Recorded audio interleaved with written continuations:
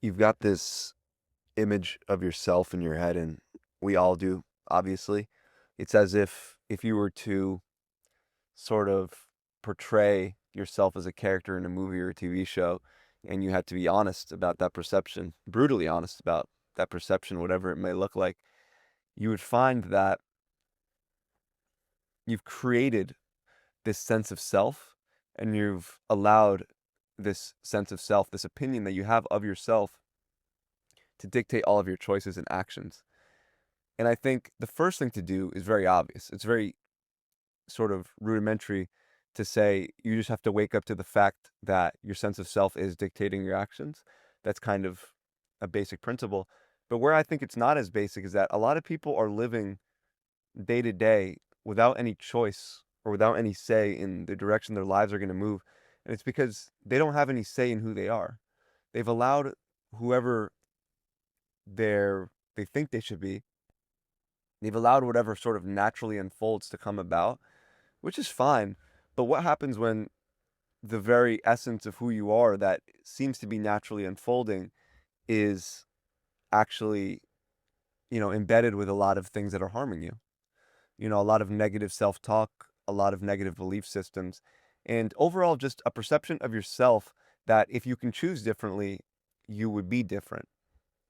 And the biggest wall, the biggest hurdle in any situation ever is an understanding that all the self perceived sort of limitations that we put onto ourselves, even though they feel like real hurdles, even though they feel like sort of real doors that have to be kicked down, they're all imaginary. And more than anything else, it's very similar to if you're in the middle of a public space and you all of a sudden decide to yell your name, for example. Um, you know, you have the autonomy to do so. And it's the very same thing with changing who you are and changing your actions. What is stopping you from yelling your name out in public? Well, for one, it would probably be pointless. But other than that, what do you think is stopping you from doing so? Oh, it would be rude. I don't know how people would look at me. And these things are all valid reasons. But I want you now to compare this to the thing that you want to do that maybe isn't as crazy. Maybe posting your music online or posting your art or going after your passion or maybe talking to that one person or, you know, bringing a sort of confidence into public or maybe striking up conversations with strangers. Whatever it may be, situationally doesn't matter as much, more emotionally what's happening. And psychologically what's happening is that you don't perceive yourself as the type of person that is aligned with the kind of life that you dream of. And that's a problem because you believe that this is just the hand that you've been dealt. You believe that this is just how the world works. This is just how the universe is unfolded. You're this type of person, and that's it. That's the end of the matter. But the biggest factor in determining one's sort of satisfaction out of life, one's success, whatever it may be, is their perception of their self and the wake up call that who you are is malleable and that if you act in a different way, then you are a different person. It's as simple as that. People like to say, oh, people can't change. And I like to respond and I say, well, in which way? What do you mean people can't change? Do you mean their brains can't change? Because we know that's false. If you suffer a brain injury, your brain can completely reorganize itself and you can wake up speaking another language. It's happened. So, what do you mean people can't change? You mean their character can't change? Because people go through traumatic events and they're never the same. So, what do you mean people can't change? And we see this now in a negative context, and maybe that same person who's offering that perspective would say, okay, yeah, I guess that makes sense when there's trauma or anything else related. Well, I'm going to say, then why can't we positively change? And in fact, there's been so much research done to say that the actual way that people do change their lives is by consistently changing their perception of themselves, and not only that, changing their actions. Because if you hold the framework that people can't change, you misunderstand a very fundamental aspect of reality and of the ego and of the self. And that is, you are willing to accept that a lot of things in life are imaginary, right? Societal lines and borders, sure, they serve a role, they're important, but we can zoom out and acknowledge that they are relatively imaginary. Social norms, social rules, fashion choices, music, All these sort of things are, you know, if you go at one level, you could say, oh, they kind of come back to a sort of tribal sense and some sort of prioritization of things we learned when we were living in the wild. Sure, but you zoom out even more. It's all a sort of imaginary thing that we're playing into to get society to work in a cohesive manner. And if you're willing to accept that, why can't you accept the fact that each person is inherently a blank canvas? And I'm not going to say the canvas is utterly and completely blank from the moment they are born. Maybe, not maybe, I do think some people are just born with certain caveats. But when it comes to personality traits, when it comes to character, you can change exactly who you are. And what people don't understand is they think that the difficulty in doing so is an impossibility. I'll repeat that. They believe that the awkward feeling, the weird, tense feeling of acting like a different person or acting like a quote unquote different version of themselves, they confuse that difficulty with impossibility. So, what do we do? I was actually just listening to a couple Lana Del Rey songs, and the music and for those of you who don't know, she's just a singer and she makes cool music, but it's besides the point. She makes this type of music where you can almost romanticize yourself in a certain way. You can romanticize yourself as I don't know, a fallen poet or a heartbroken writer, whatever it may be, right? We use this sort of visualization technique to always imagine ourselves in certain scene settings and portraying a certain version of us.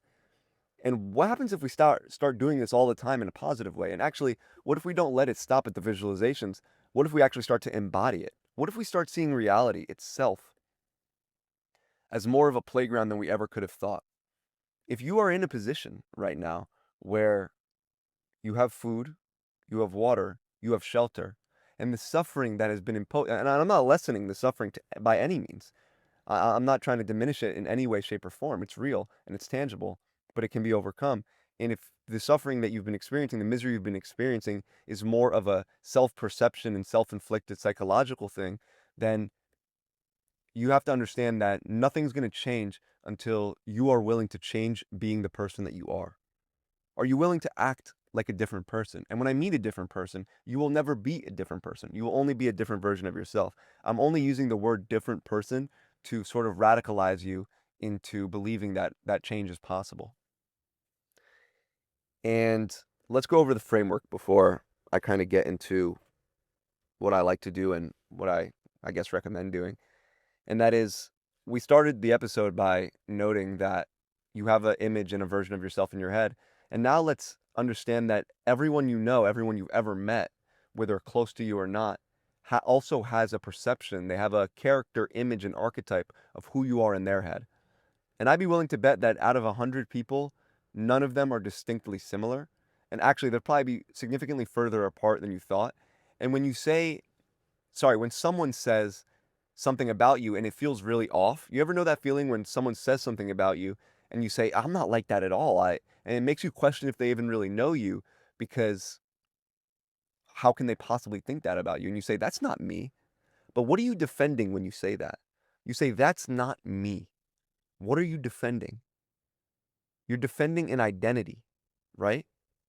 You're defending an identity that you're giving power and belief to.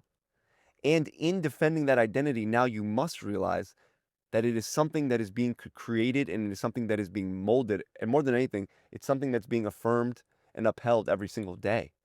And that identity can be changed. So now when someone says something about you, they say, oh, you're really confident. Maybe even if your self perception is not yet that you think of yourself as a confident person, you say, yeah, I know. I tend to carry that sort of vibe and energy with me. Thank you for noticing. You know, it's a simple thing, but it's important because people a lot, I'm not the first one to talk about, changing your identity, but people really don't mention the caveats that can also be added as sort of brownie points and how to sort of trick your brain in a, I guess, metacognitive way into believing this new identity, right? So start defending a different identity. So if someone says something that maybe strikes a chord in you, but it strikes a chord and it identifies with a version of yourself that you don't want to be anymore, then defend the identity. You say, maybe in the past that might have been true, But now, the identity that I'm existing in now, that's false. And all that matters is what you believe about yourself.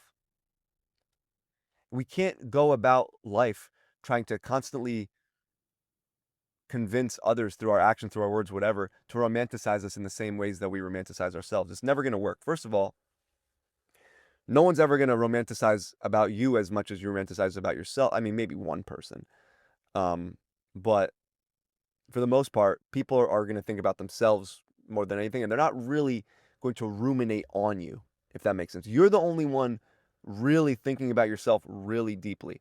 Most people just have a little memory bank of who you are in their head, and the only time that memory bank is really brought to the surface is when they're talking to you, when they see you, or maybe when you do something that contradicts their version of you in their head, right? So, what are we trying to uphold here?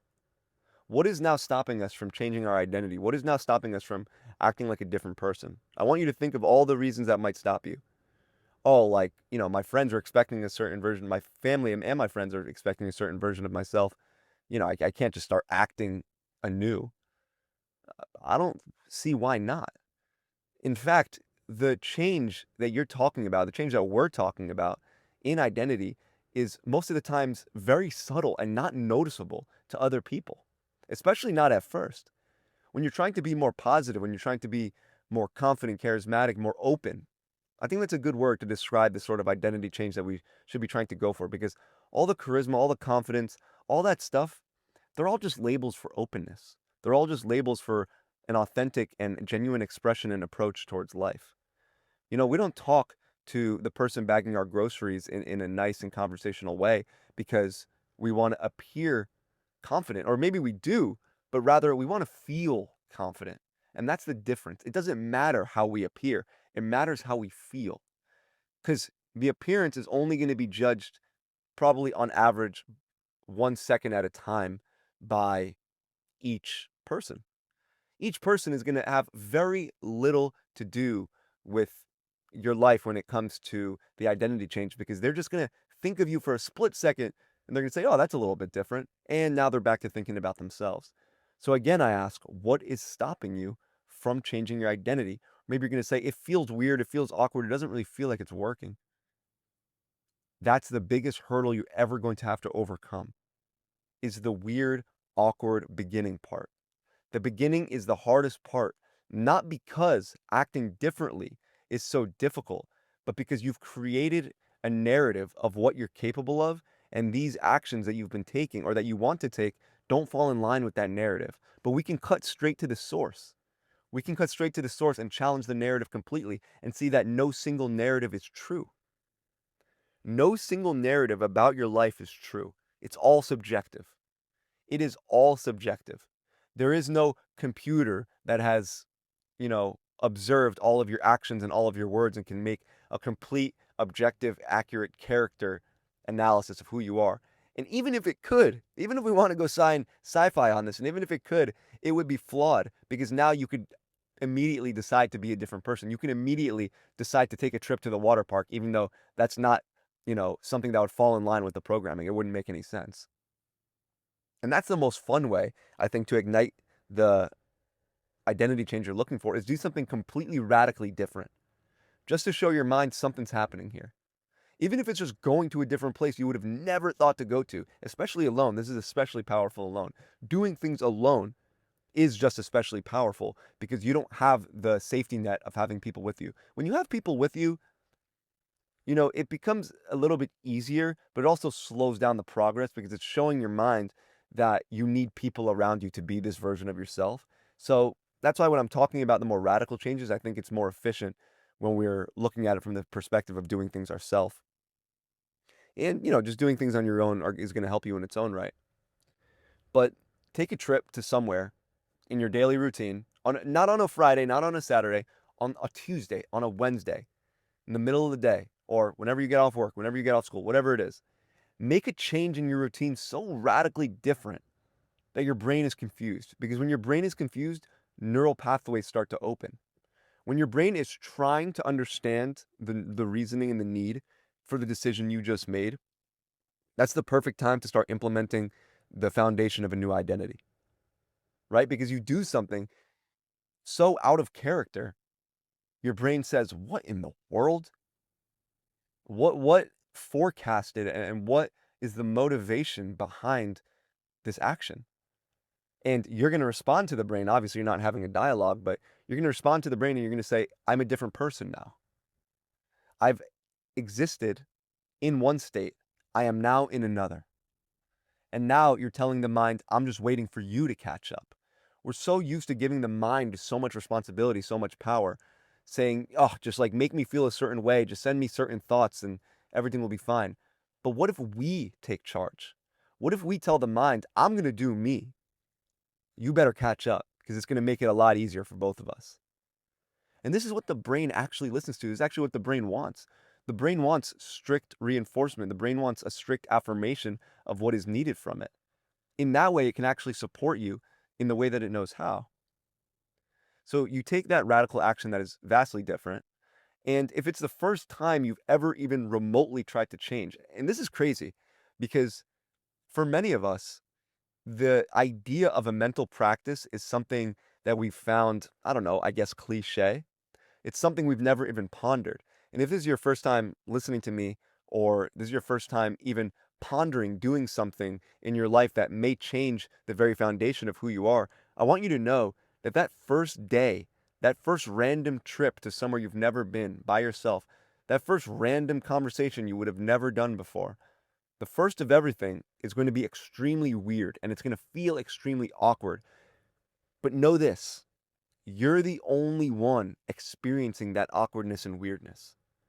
It's not like the world is judging you. The world doesn't know you're doing something different. The world doesn't know this is the first time you're going into the shop. People around you don't know. And more than that, they don't care. They don't care what you're doing. And they don't care the identity change you're going through. So stop letting the outside world affect the inner experience that you're trying to change. That first trip is going to feel awkward. That first conversation that came out of the blue is going to feel nonsensical, but that's the point. You know what that is? You know what that energy that sort of acts like a thick water that you're walking through? You know what that is? That's your old conditioning. That's all the neurons in your mind firing saying, this doesn't make sense. This doesn't make sense. So what are we doing? So that's going to go away.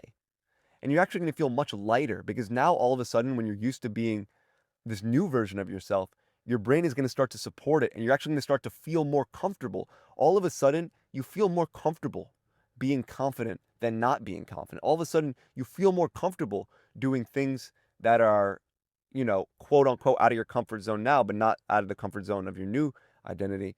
You feel more comfortable doing those things than sitting at home and letting the day waste away because now your brain supports a version of yourself. This isn't about lying to ourselves because there's nothing to lie about. There's no self to be authentic to.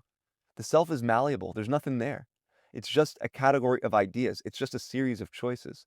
So make calculated choices instead of letting things just unfold as it is.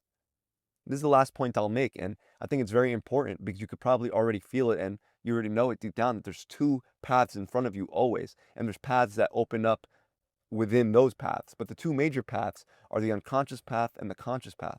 The unconscious path is all those anxieties, all those fears. They're going to just keep holding you back, keep telling you what to do, keeping you trapped, keeping you in this cyclical cycle. I don't know. I'm trying to pronounce the word. You probably know what I'm trying to say, but it's going to keep you trapped in that. And you're kind of just going to take whatever life gives you and work with that. And then there's the conscious path where you're constantly making calculated, conscious choices about who you're going to be, the person you're going to be. And then you're reflecting upon how does that person speak? How does that person approach other people? How does that person approach their career? How does that person approach their passion and their purpose? And you make decisions from that. And the two differences is on one, you had absolutely no say in the matter of your life, and the other, you had an absolute say to the point where everything that is coming into effect is a result of your actions. And now you see how powerful you are as an influencer of your reality. So, really, the most important thing to do, the only thing to do, is to romanticize yourself in a way, visualize yourself in a way, and be relentless about upkeeping that identity. That's it. Don't second guess it. When the doubt comes, it's just another thought. That's it for today's video, guys. I'm gonna leave a link to my book in the description if you want to check that out. It's covers this and a bunch more. If you're watching on YouTube, make sure to like and subscribe. If you're listening on Spotify, thank you as always. And other than that, I will catch you guys in the next one. Peace.